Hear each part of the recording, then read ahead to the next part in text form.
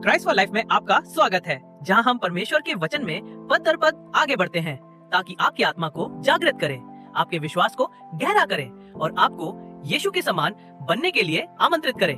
पिछले एपिसोड में हमने देखा कि कैसे परमेश्वर के वचन से अंधकार में प्रकाश की किरण चीरती है जब सृष्टि अस्तित्व में आई। अब हम आते हैं दूसरे दिन पर, उत्पत्ति अध्याय 1 पद 6 से 8 तक, जहां परमेश्वर निराकार में आकार लाते हैं और कुछ महान आने के लिए स्थान खोलते हैं। सृष्टि के इस शांत क्षण में एक दिव्य स्वर गूंजता है, जल के बीच एक आकाश हो जो जल को जल से अलग करे। कल्पना कीजिए, ये केवल कोई काव्यात्मक विचार नहीं है, बल्कि संरचना की पहली सांस है। एक ऐसी दुनिया में सीमाओं का जन्म, जहां पहले कोई किनारा नहीं था।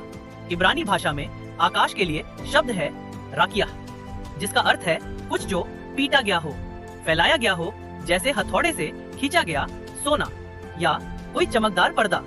प्राचीन कल्पना में यह था दिखाई देने वाला आकाश, ऊपर का गुंबद जो ऊपर के जल को नीचे के जल से अलग करता है। यह कार्य एक वायुमंडलीय मंडप बनाता है, एक पवित्र आवरण जो एक जीवित सांस लेती हुई दुनिया के लिए नींव रखता है। प्राचीन मिथकों में समुद्री राक्षसों से युद्ध करते देवताओं की कहानियां मिलती हैं, पर उत्पत्ति में चित्र बिल्कुल भिन्न है। न कोई युद्ध, न कोई हिंसा, बस एक संप्रभु वचन और पूर्ण शांति। परमेश्वर बोलते हैं और अराजकता झुक जाती है। और परमेश्वर ने उस आकाश को बनाया और नीचे के जल को ऊपर के जल से अलग किया, और वैसा ही हुआ। यह कोई अमूर्त विचार नहीं, यह कार्य है। परमेश्वर आकार देते हैं, परमेश्वर विभाजन करते हैं। इब्रानी शब्द बादल का अर्थ है विभाजित करना, भिन्न करना। यह कोई अस्वीकृति नहीं, बल्कि एक दैवी तैयारी है। जैसे परमेश्वर ने प्रकाश को अंधकार से अलग किया, वैसे ही अब जल को विभाजित किया जाता है और गहराइयों से संरचना उठती है। बिना इस विभाजन के जीवन असंभव होता। इसके साथ ही दुनिया रहने योग्य बनती है, एक मंदिर बनने की शुरुआत होती है। यह आकाश केवल आकाश नहीं है, यह एक पवित्र स्थान है। इस बात का पहला संकेत कि परमेश्वर केवल एक ग्रह नहीं, बल्कि एक निवास स्थान बना रहे हैं। बेबीलोन की कहानियों में आकाश किसी मारी गई देवी के शरीर से बना बताया गया है, पर उत्पत्ति हमें एक अलग दृष्टिकोण देती है। एक ऐसा परमेश्वर जो प्रतिस्पर्धा नहीं करता, वह आज्ञा देता है।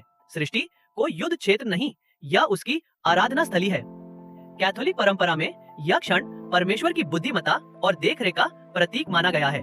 संत थॉमस एक्विनास ने इसे कहा सपियंतिया, दैवीय बुद्धि। कैटेचिज्म हमें याद दिलाता है परमेश्वर ही सृष्टि के रचयिता है और अपनी प्रोविडेंस से सब कुछ बनाए रखते हैं। ईस्टर्न ऑर्थोडॉक्स परंपरा इसे कहती है एक ब्रह्मांडीय आराधना। आकाश जैसे एक गायक मंडली की तरह प्रतिक्रिया करता है। संत बैसिल ने इस आकाश को कहा आध्यात्मिक आरोहण का प्रतीक, एक निमंत्रण कि हम सांसारिक अराजकता के ऊपर उठे और ईश्वर की ओर देखें। संत ग्रेगरी ऑफ नियासा ने इसमें देखा जीवन की विविधता के लिए आवश्यक परिस्थितियों की रचना। एक ऐसा परमेश्वर जो केवल सामर्थ्य नहीं, बल्कि गहराई से जुड़ा हुआ भी है। कॉप्टिक और इथियोपियन परंपराओं में सृष्टि को देखा गया एक दिव्य संगीत रचना की तरह, जहां आकाश उस पर्दे को दर्शाता है जो धरती और स्वर्ग, रहस्य और अर्थ के बीच फैला है। प्रोटेस्टेंट सुधारकों जैसे कैल्विन ने इसमें देखा पवित्र व्यवस्था की शुरुआत। परमेश्वर स्पष्ट लाते हैं जहां हमें भ्रम दिखता है, संरचना जहां हमें खालीपन लगता है, सुंदरता जहां हमें बंजरता की आशंका होती है। आधुनिक विद्वान बताते हैं कि इन पदों का केंद्र सामग्री नहीं, बल्कि कार्य है। परमेश्वर आकाश को उसका कार्य सौंपते हैं, विभाजक, ढांचा और जीवन को संरक्षित रखने वाली छाया। यहाँ तक कि विज्ञान भी कहता है ये आकाश हमारे वायुमंडल के विकास का चित्र है। वर्षा चक्र, जलवायु संतुलन और सुरक्षा, ऊपर और नीचे का जल, हर सांस में सजीव संतुलन का संकेत है। फिर आता है पद 8, परमेश्वर ने उस आकाश का नाम रखा आकाश, और हुआ संध्या और हुआ प्रभात, दूसरा दिन। वे इसे कहते हैं शमाइम। शमाइम बहुवचन, विस्तृत, परतों में बटा। सिर्फ हमारे सिर के ऊपर का नीला गुंबद नहीं, बल्कि वह स्थान जहां परमेश्वर है, स्वर्गदूत है और आत्मिक संसार है। कुछ रब्बी मानते हैं कि शमाइम शब्द 2 तत्वों से बना है, आग और जल, न्याय और दया, सामर्थ्य और शांति के बीच संतुलन। ये आकाश पहले ही अपने भविष्य की भूमिका का संकेत देता है। वर्षा जो पोषण देती है, प्रलय जो शुद्ध करती है, महिमा जो आकाश भर देती है और न्याय जो उतरता है। फिर भी ये दिन अलग तरह से समाप्त होता है और परमेश्वर ने कहा कि ये अच्छा है। ऐसा नहीं कहा गया, क्यों? क्योंकि ये दिन तैयारी का दिन था, पूर्णता का नहीं। आकाश फैलाया गया पर अभी भरा नहीं गया, जल अलग हुआ पर अभी इकट्ठा नहीं हुआ। मंच तैयार है, पर कहानी अभी बाकी है। हमारे जीवन में भी परमेश्वर कभी कभी ऐसी नींव बनाते हैं जिसका अर्थ हमें उस समय नहीं समझ आता। वे स्थान बनाते हैं कुछ छीनने के लिए नहीं, बल्कि आने वाले के लिए जगह बनाने के लिए। कदमों के बीच की शांति त्याग नहीं है, ये प्रतीक्षा की तैयारी है। तो अगर आप ऐसे दौर में हैं जहाँ सब अधूरा रुका हुआ लगता है, तो हिम्मत रखें। परमेश्वर अब भी आपके भीतर आकाश बना रहे हैं। ये महिमा की तैयारी है जो मसीह आकाश की लिया है। जैसे आकाश दो दुनियाओं के बीच फैला है, वैसे ही यीशु ने भी स्वर्ग और पृथ्वी के बीच अपने आप को फैलाया। वैन उनका क्रूज बना वह पुल, उनका शरीर बना नया राकिया। उन्होंने जीवन को मृत्यु से, प्रकाश को अंधकार से, पाप को उद्धार से अलग किया, और उनके द्वारा अब स्वर्ग खुल गया है। वही है जो सब कुछ एक साथ थामे हुए है। वही याकूब द्वारा देखी गई सीढ़ी, वही जो अनुग्रह के आकाश से जीवन जल बहाते हैं। उन्हीं में हम उठते हैं, उन्हीं में हमें शांति मिलती है। ये वचन हमें बुलाता है मसीह के समान बनने के लिए, कि हम अपने भीतर भी वह आकाश बनने दें जहाँ वह झूठ से सत्य को अलग करें, घबराहट से शांति को, उद्देश्यहीनता से उद्देश्य को।